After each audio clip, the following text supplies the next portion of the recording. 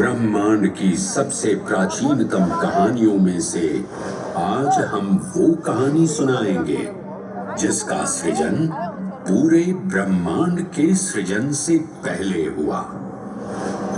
तब न देव थे, न असुर, न जीव था, न जंतु, न जल था, न अग्नि, न वायु,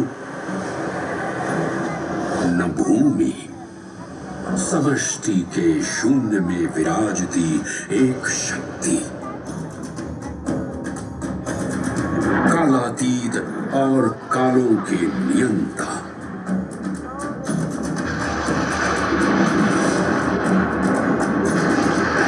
विधाता भी और विध्वंसक भी, अखंड, अचल, अविनाशी।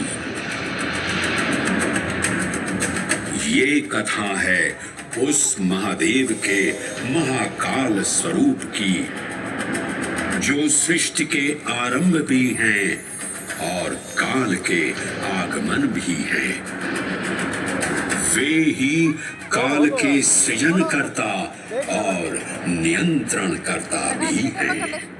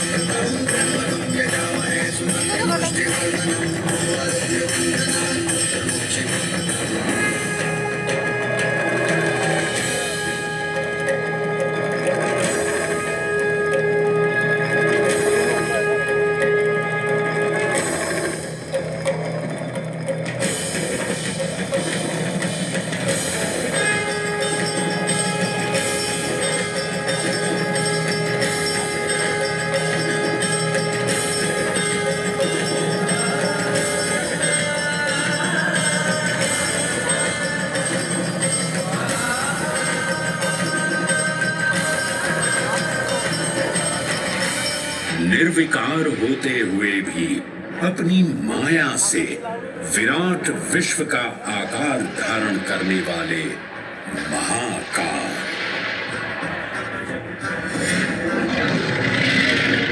मेरुगिरी को धनुष और भगवान विष्णु को बाण बना दैत्यों के 3 पुरों का नाश करने वाले महाकाल। वो महाकाल जो तीनों लोकों में विद्यमान सभी शिवलिंगों में प्रधान है।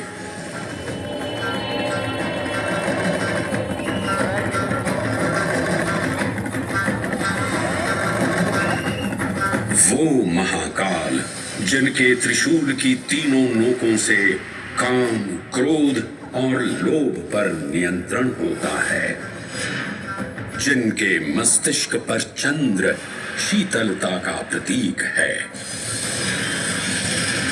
और जिनकी सवारी नंदी के 4 चरण सत्य, दया, दान और तप का चिन्ह है।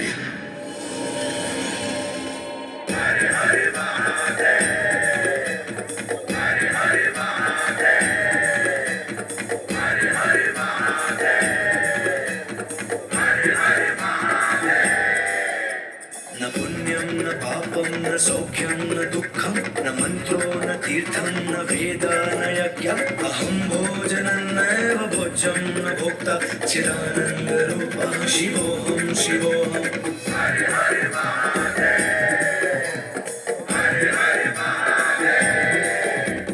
अहं निर्विकल्पो निराकाररूपो विभुत्वान् च सर्वत्र सर्वेन्द्रियाणां न चासङ्गतं नैव मुक्तिर्न मे चिदानन्दरूपः शिवोऽहं शिवोऽहं चिदानन्दरूपः शिवोऽहं शिवोऽहं चिदानन्दरूपः शिवोऽहं शिवोऽहं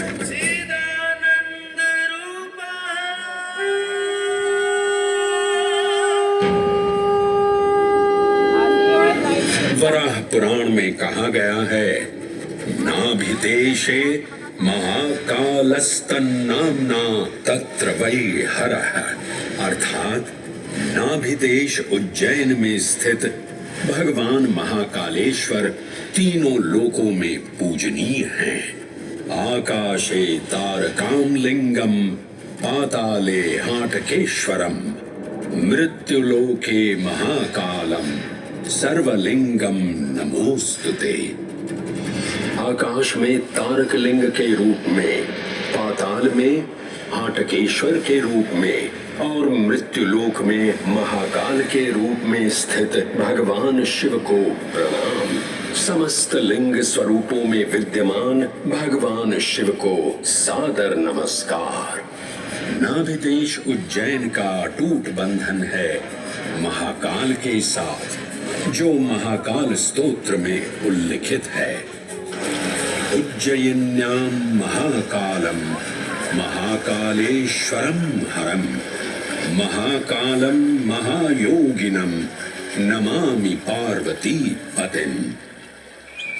तो चलिए मैं आपको कथा सुनाता हूँ इसी महान उज्जैन नगर की। उज्जैन, जिसे संस्कृत साहित्य में अवंतिका, विशाला, कुशस्थली, पद्मावती, कनकश्रृंगा, स्वर्णश्रृंगा, प्रतिकल्पा, कुमुदवती और अमरावती के नाम से पुकारा गया। उज्जैन, जो मनुष्य को मोक्ष प्रदान करने वाली 7 नगरियों में से एक है। उज्जैन, जहां 84 महादेव का आशीर्वाद प्राप्त है। उज्जैन, जिस पर सदा ही कृपा रहती है महाकाल की। यहाँ सतत क्षिप्रा नदी की निर्मल धारा बहती है। डमरू के नाद से जीवन को ऊर्जा मिलती है। घंटियों की झनकार मन को आनंदित करती है। और यहाँ का आकाश शिव आशीष स्वरूप है। श्मशान ऊषर क्षेत्र पीठम तू मनमेव च पंचकत्र न लभ्यते महाकाल पुरद्दते। अर्थात यहाँ पर श्मशान, ऊषर यानी अनुपजाऊ भूमि, क्षेत्र अर्थात पवित्र भूमि, पीठ यानी शक्ति स्थान और मन अर्थात आध्यात्मिक शांति का स्थल, पांचों एक ही स्थान पर उपलब्ध हैं। ये संयोग महाकाल की नगरी उज्जैन की महिमा को और गरिमामय बना देता है। उज्जैन के इस अलौकिक स्वरूप से प्रभावित हो महाकवि कालिदास अपने काव्य मेघदूत में लिखते हैं, हे जलधर, यदि महाकाल के मंदिर में समय से पहले तुम पहुंच जाओ तो तब तक वहां ठहर जाना जब तक सूर्य आंख से ओझल न हो जाए। शिव की संध्याकालीन आरती के समय नगाड़े जैसी मधुर ध्वनि करते हुए तुम्हें अपने धीर गंभीर गर्जनों का पूरा फल प्राप्त होगा। ये संध्या आरती जिसे कालिदास ने सराहा है अत्यंत महत्वपूर्ण है, क्योंकि ये वो प्रहर है जब सभी देवी देवता गंधर्व यहाँ उपस्थित होते हैं।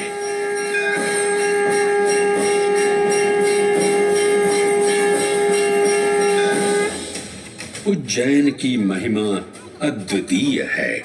सतयुग, त्रेता युग, द्वापर युग और कलयुग, हर युग में इसका अप्रतिम महत्व रहा है।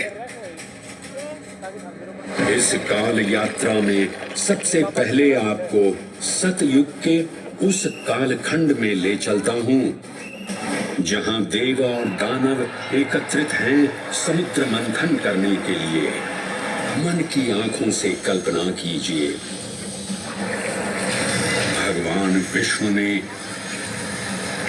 कूर्म का रूप ले मंदरांचल पर्वत को अपनी पीठ पर उठा रखा है। सागर से विकराल लहरें उठ रही हैं, मेघ भयानक गर्जना कर रहे हैं।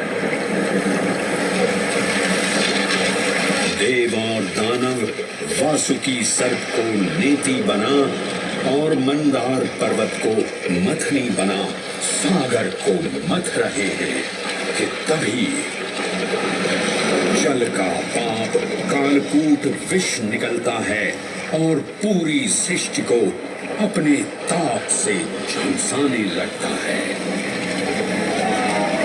इस भयावह स्थिति ने देवताओं और असुरों के बीच हाहाकार मचा दिया। ये कैसा अनर्थ है?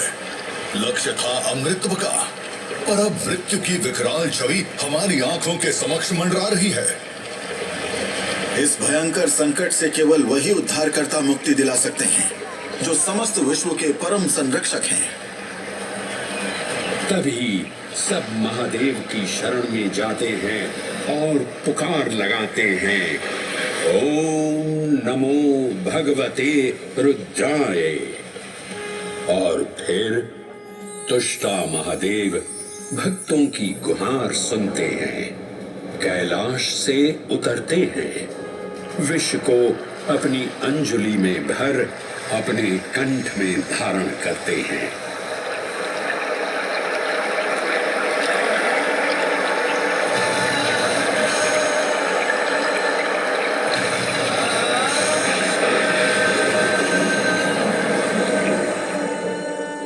अंततो गत्वा सागर मंथन से अमृत कलश प्रकट होता है।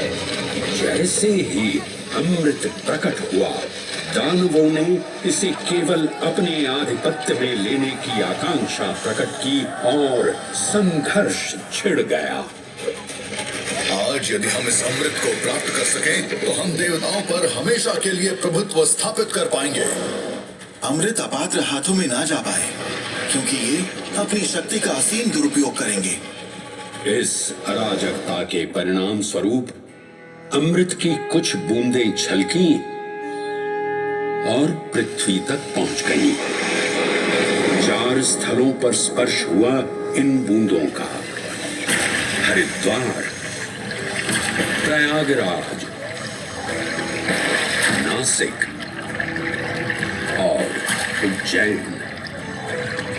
अमृत की इन्हीं बूंदों के कारण उज्जैन में हर 12 वर्ष पर कुंभ सिंहस्थ मेले का आयोजन होता है। भगवान शिव की लीला देखिए, लोक कल्याण के लिए स्वयं विषपान किया और अपनी नगरी पर अमृत वर्षा करवाई। अमृत की पावन बूंदों से अभिसिंचित ये दिव्य उज्जैन भूमि रामायण के पृष्ठों में भी सम्मिलित हुई। सतयुग के बाद त्रेता युग में माता सीता की खोज में वानर सेना का यहाँ आगमन हुआ।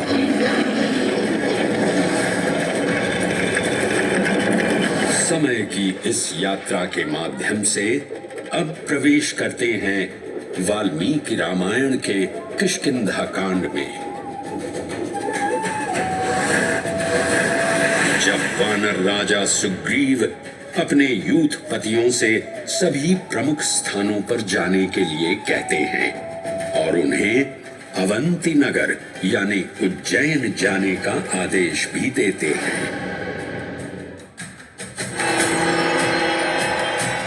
मेखला उत्कल के क्षेत्र, दशर्न के नगर, आब्रवंती, अवंती और विदर्भ के राज्य, साथ ही माहिष्का के आकर्षक राज्य में भी पूरी तरह से खोजना होगा।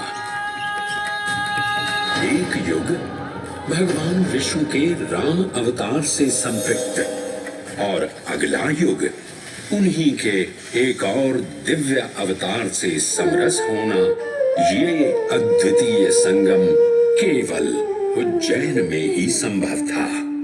परंतु एक क्षण ठहरिए और ध्यान से सुनिए। ये हैं महाकाल के 1008 दिव्य नाम। हाँ, मैंने काल चक्र को परिवर्तित कर दिया है और अब द्वापर युग का शुभारंभ हो चुका है। विस्मय पूर्ण हो जाएंगे ये जानकर कि महाकाल के इन नामों को स्वयं भगवान श्री कृष्ण ने रचकर पिरोया था। महाकाल सहस्र नामावली की ये अद्भुत रचना उस समय की है जब योगेश्वर कृष्ण, उनके मित्र सुदामा और शेषावतार बलराम ने अवंती नगरी में स्थित सांदीपनी ऋषि के आश्रम में वेद, वेदांत दर्शन और शस्त्र विद्या की शिक्षा ग्रहण की थी। कहते हैं कि भगवान श्री कृष्ण को अवंती ने ऐसा मंत्र मुग्ध कर दिया कि यहाँ 64 दिनों तक रुककर उन्होंने 64 विद्याएं और 14 कलाओं का ज्ञान लिया।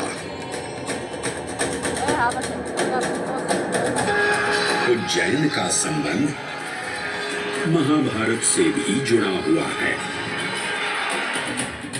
इस महान महाकाव्य के वन पर्व में उल्लेख किया गया है कि महाकालेश्वर मंदिर में स्थित कोटि तीर्थ जल का स्पर्श मात्र करने से अश्वमेध यज्ञ के समान फल प्राप्त होता था। और फिर परिवर्तन की इस अनवरत धारा ने एक नई कहानी लिखी। उज्जैन में उदय हुआ मौर्य वंश का। सम्राट बिंदुसार ने अपने पुत्र अशोक को उज्जैन का राज्यपाल बनाया और समय के साथ अशोक के शासनकाल में धर्म का विस्तार हुआ। मौर्य वंश के पश्चात विभिन्न राजवंशों, सम्राटों और नरेशों ने उज्जैन की सेवा की। उनमें से प्रमुख मालवागण और फिर गुप्त वंश ने यहाँ राज कर इसके वैभव में वृद्धि की। उज्जैन ने अपने भव्य तेज से जहाँ महात्माओं और शासकों को आकर्षित किया, वहीं इस नगर पर आतताइयों की दृष्टि भी पड़ी।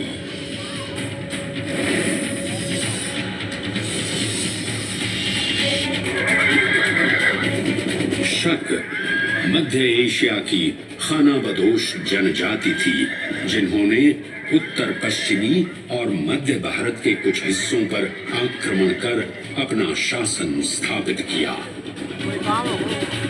ईसा पूर्व प्रथम शताब्दी में जब भारत शकों के अत्याचार से त्रस्त था, तब उन शकों ने उज्जैन पर भी कब्जा कर लिया और फिर उज्जैन में उदय हुआ एक तेजस्वी योद्धा, महाराज विक्रमादित्य का। एक तरफ शकों का बल तो दूसरी तरफ विक्रमादित्य का अद्वितीय पराक्रम। विक्रमादित्य की तलवार महादेव के तीसरे नेत्र सी चमकी। प्रचंड युद्ध हुआ। महाकाल की कृपा से शूरवीरों ने शकों को परास्त किया और उज्जैन में गणतांत्रिक शासन स्थापित किया।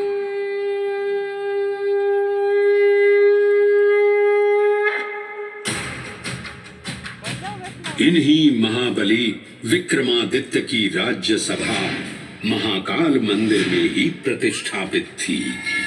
आज भी इस मंदिर की घंटियों में विक्रमादित्य की वीरता और शौर्य की प्रतिध्वनि गुंजायमान होती है। राजा